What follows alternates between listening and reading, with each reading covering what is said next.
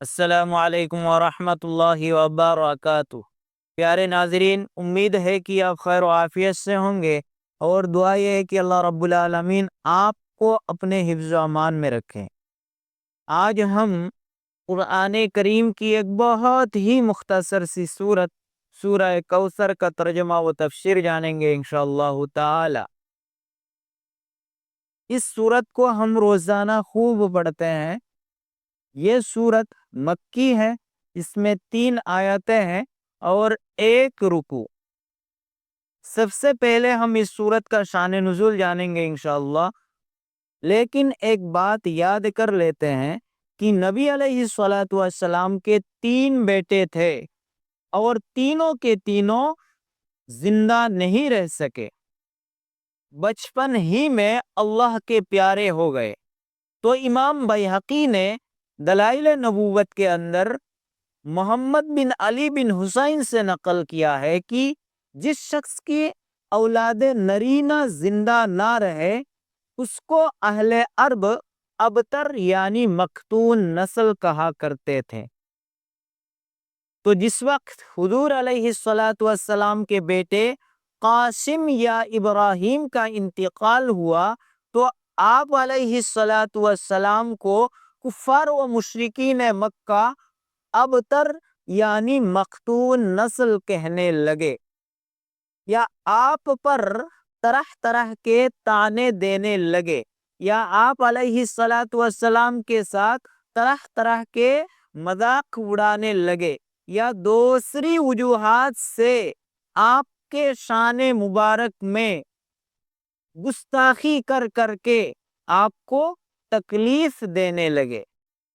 اس سلسلے میں سب سے زیادہ نام عاص بن وائل کا آتا ہے کہ جب بھی کوئی شخص ان کے سامنے حضور کا نام لیتا یا حضور کا ذکر کرتا، تو وہ فوراً کہتا کہ چھوڑو یار، اس کا نام لینے کی کوئی ضرورت نہیں، اس میں زیادہ غور و فکر کرنے کی کوئی ضرورت نہیں، زیادہ دماغ چلانے کی ضرورت نہیں، کیونکہ وہ ابتر ہے، مختون نسل ہے۔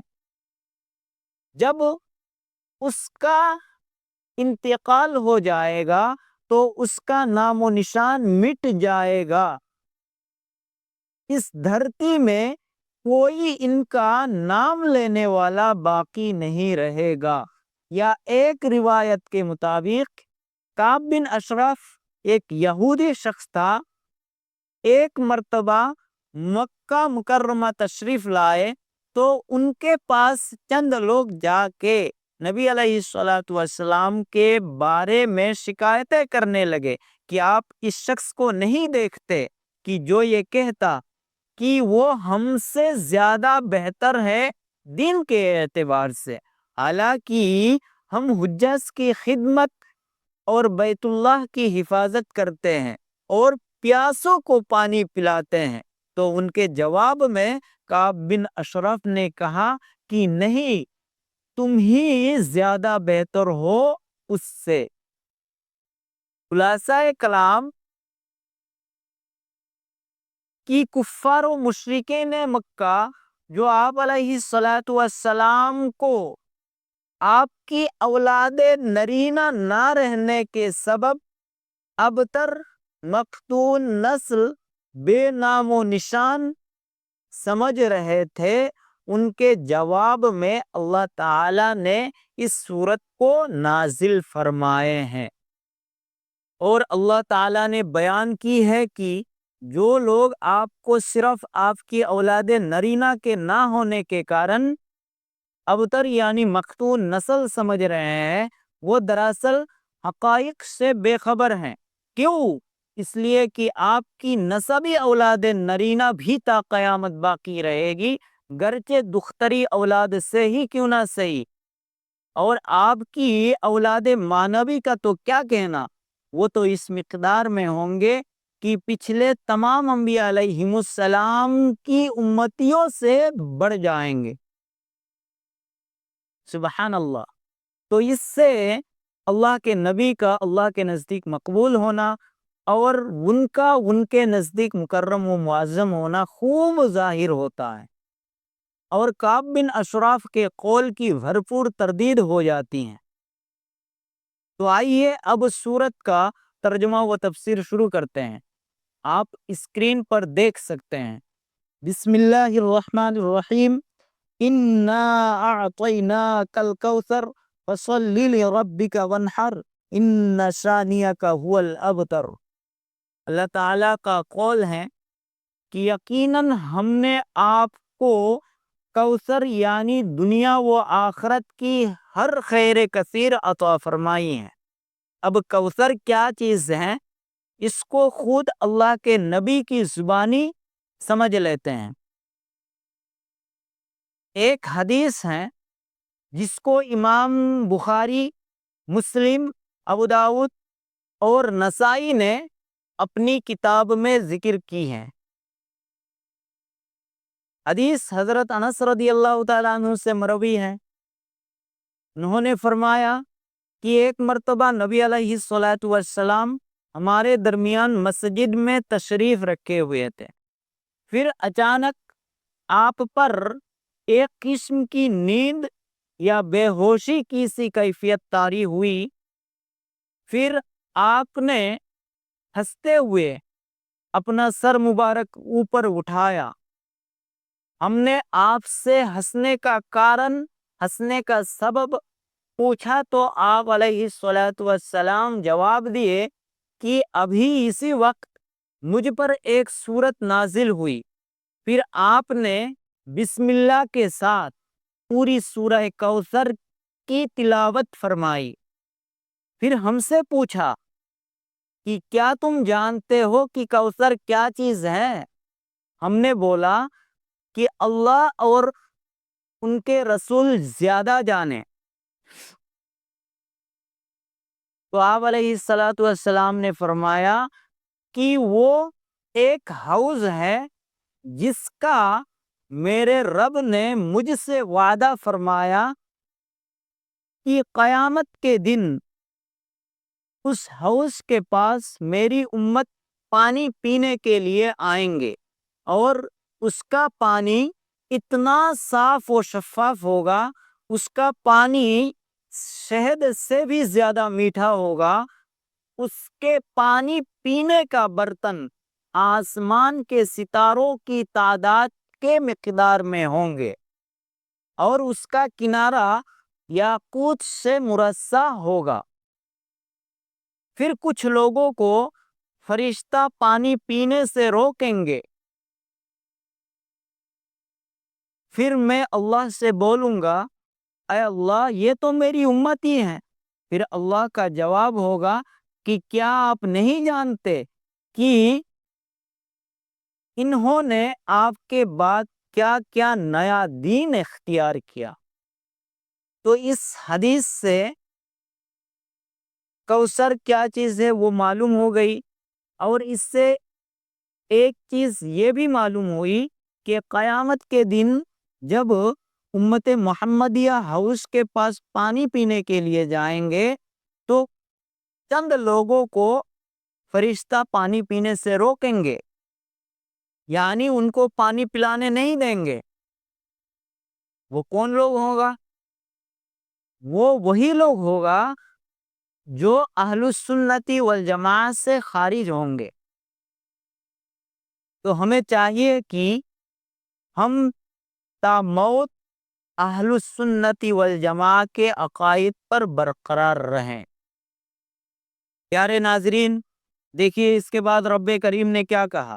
رب کریم نے کہا ہے کہ فَصَلِّ لِرَبِّكَ وَانْحَرْ۔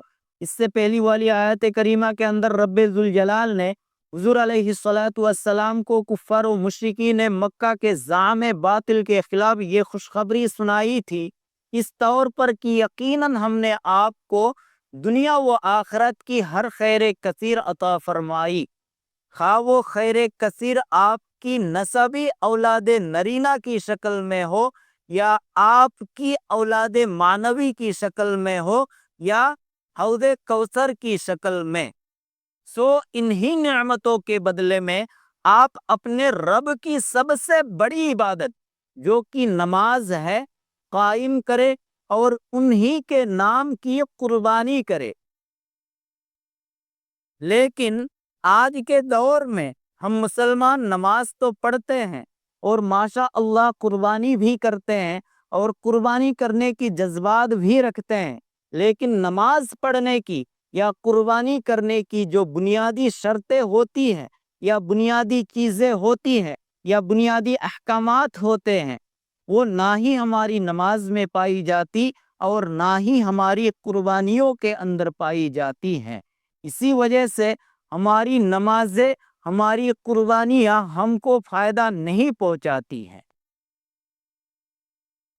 تو دوستو دیکھیے، یہ سورت اللہ تبارک و تعالیٰ نے حضور علیہ الصلاۃ والسلام پر اس وقت نازل فرمائی تھی جس وقت حضور پر کفار مکہ ظلم و ستم کے پہاڑے توڑ رہے تھے، یا حضور پر طرح طرح کے طعنے دیتے تھے، یا حضور کے ساتھ طرح طرح کے مذاق کرتے تھے، یا دوسری وجوہات سے آپ کے شان میں گستاخی کر کر کے آپ کو تکلیف پہنچایا کرتے تھے۔ تو اس وقت اللہ تبارک و تعالیٰ نے یہ سورت نازل فرما کر ہمیں یہ پیغام پہنچایا ہے کہ ہم پر کبھی بھی کسی بھی طرح کے کوئی مصیبت آئے یا ہمیں حالاتوں کا سامنا کرنا پڑے تو ہمیں اس وقت دین اسلام کو نہیں بھولنا ہے، ہمیں اس وقت دین اسلام کے احکامات کو نہیں بھولنا چاہیے۔ تو ہم آپ سے مؤدبانہ درخواست یہی کرتے ہیں کہ ہم پر کبھی بھی کسی بھی طرح کے کسی بھی قسم کے مصیبتیں آئے یا حالاتوں کا سامنا کرنا پڑے تو ہم اس وقت دین اسلام کے احکامات کو نہیں بھولیں گے۔ آگے تیسری آیات کے اندر اللہ تبارک و تعالی نے ان لوگوں کے بارے میں بتا رہے ہیں کہ جو لوگ آپ کو ابتر یا مختون نسل کہہ کر طعنے دیتے تھے، وہی لوگ در حقیقت ابتر، مختون نسل، بے نام و نشان، وہی لوگ مٹ جانے والے، انہی کا دھرتی میں کوئی نام لینے والا باقی نہیں رہے گا۔ تو اللہ تعالیٰ فرما رہے ہیں اِنَّا شَانِئَکَ هُوَ الْأَبْتَرُ، در حقیقت وہی لوگ جو آپ کو طرح طرح کے طعنے دیتے تھے، وہی لوگ کیا ہے؟ ابتر ہیں، مقتون نسل ہے، بے نام و نشان ہیں۔ تو دوستو یہ تھی سورہ کوثر کا ترجمہ و تفسیر جو میں نے آپ کی خدمت میں پیش کر دی۔ تو دوستو یہ تھی سورہ کوثر کا ترجمہ و تفسیر جو میں نے آپ کی خدمت میں پیش کر دی۔ اگر آپ کو یہ ویڈیو پسند آئی ہو تو آگے دوسروں تک شیئر کریں اور ہمارے چینل کو سبسکرائب کریں۔ دعاؤں میں یاد رکھیے۔ تب تک کے لیے السلام علیکم ورحمۃ اللہ وبرکاتہ۔